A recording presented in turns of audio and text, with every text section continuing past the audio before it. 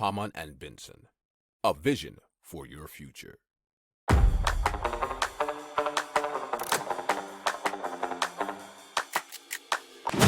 Économie, tech et innovation, hydrogène, énergie.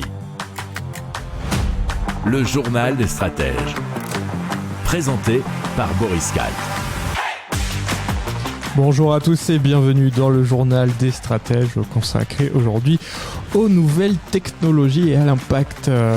Au sommaire, aujourd'hui, on va vous parler de dalles perméables qui favorisent l'infiltration des eaux de pluie. On va vous parler aussi de batteries nucléaires inépuisables, d'un kit de conversion vélo électrique assez facile à utiliser et de la plus grande usine au monde de production de lait de culture.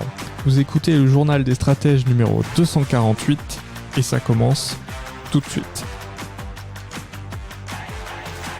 Hamann and Benson. Le journal des stratèges. Et donc on commence tout de suite avec Purple Alternative et des dalles perméables. Et vous allez me dire pourquoi des dalles perméables ? Et donc c'est pour permettre de contribuer à l'infiltration des eaux de pluie en profondeur dans le sol et donc à lutter contre l'artificialisation, c'est pas facile à dire, et l'imperméabilisation du sol. Alors les dalles sont donc fabriquées à partir de déchets plastiques et composites non valorisés surtout qui étaient destinés à être enfouis ou incinérés. Donc ils permettent de les transformer et de les réutiliser, ce que nous dit le 3.info. Alors les dalles, une fois qu'elles sont récupérées, du moins grâce au recyclage des déchets, donc Purple récupère les déchets de la déchetterie de Haute-Saône avant de les transformer à Rummersheim-le-Haut dans l'entreprise Plaxer. Alors par an, il permet de détourner pas loin de 1500 tonnes de déchets plastiques. Alors ces dalles sont destinées à des événements et parking temporaires et peuvent supporter jusqu'à 60 tonnes par centimètre carré et stocker l'eau dans la dalle pour favoriser une absorption lente par le sol. Alors elles sont très facilement installables et elles s'emboîtent sur le même principe que du parquet flottant, nous dit-on. Alors la durée de vie c'est d'environ 10 à 30 ans et ils sont recyclables puisqu'il sera possible de les recycler une fois qu'elles ne fonctionneront plus, enfin du moins qu'elles seront plus très performantes pour les réutiliser après. Alors les dalles peuvent intégrer des supports à l'intérieur pour l'intelligence des routes, elles peuvent aussi s'éclairer ou devenir des passages piétons, nous dit l'un des fondateurs. Si vous aimez cette revue de presse, vous pouvez vous abonner gratuitement à notre newsletter qui s'appelle La Lettre des Stratèges, LLDS, qui relate, et cela gratuitement, du lundi au vendredi, l'actualité économique, technologique, énergétique, mais aussi de l'hydrogène, et puis de tout ce qu'on trouvera super intéressant pour votre vie. Hamann and Benson. Le journal des stratèges. Alors là, on va parler de super batteries et de super batteries qui sont à la base des déchets nucléaires. Alors c'est l'objectif de Southwest Nuclear Club, c'est donc de recycler une partie des déchets nucléaires pour en faire des batteries. Alors cette batterie sera donc radioactive mais sans danger pour les êtres humains et permettra via des piles en diamant de transformer le rayonnement radioactif en électricité, nous dit l'article de meilleurinnovation.com.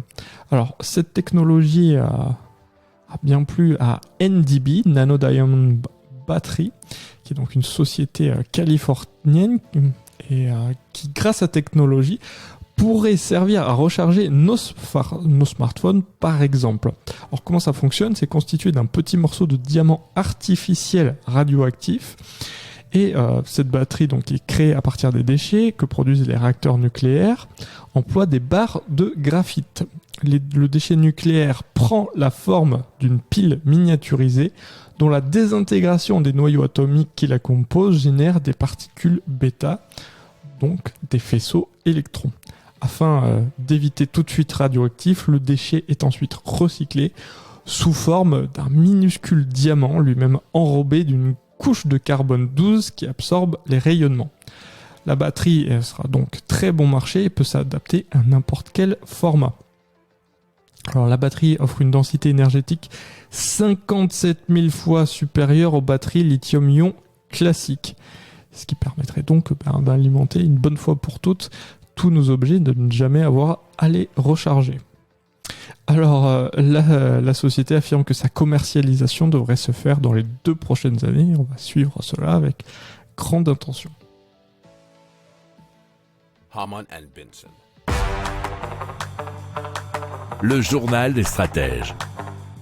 Alors on continue avec Switch, qui est un nouveau kit de conversion qui permet donc de transformer n'importe quel vélo en modèle électrique, et cela apparemment en quelques secondes et sans la moindre connaissance technique, tout dit l'article de futurascience.com.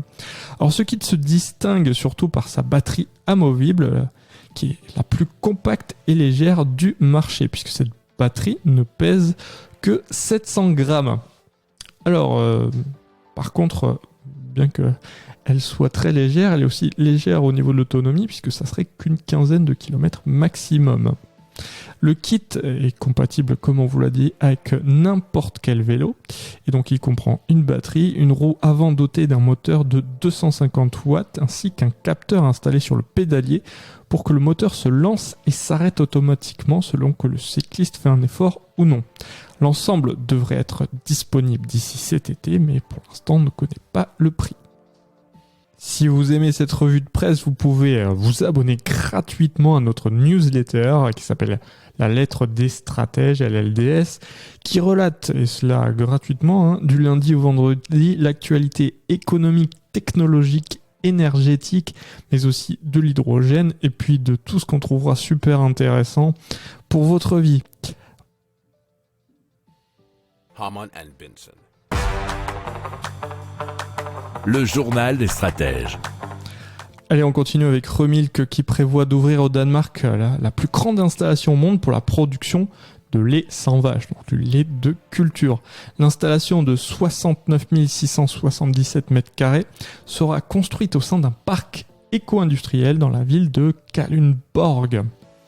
Alors, donc Remilk produit des protéines de lait via un processus de fermentation qui sont chimiquement identiques à celles présentes dans le lait et les produits laitiers produits par les vaches. Le résultat final est selon eux 100% similaire au vrai lait, mais sans lactose, cholestérol, hormones de croissance et antibiotiques. Alors, Remilk recrée les protéines de lait en prenant les gènes qui les codent et en les insérant dans un microbe unicellulaire qui a été manipulé génétiquement pour exprimer la protéine, nous explique timesofisrael.com. Le produit est ensuite séché pour être transformé en poudre.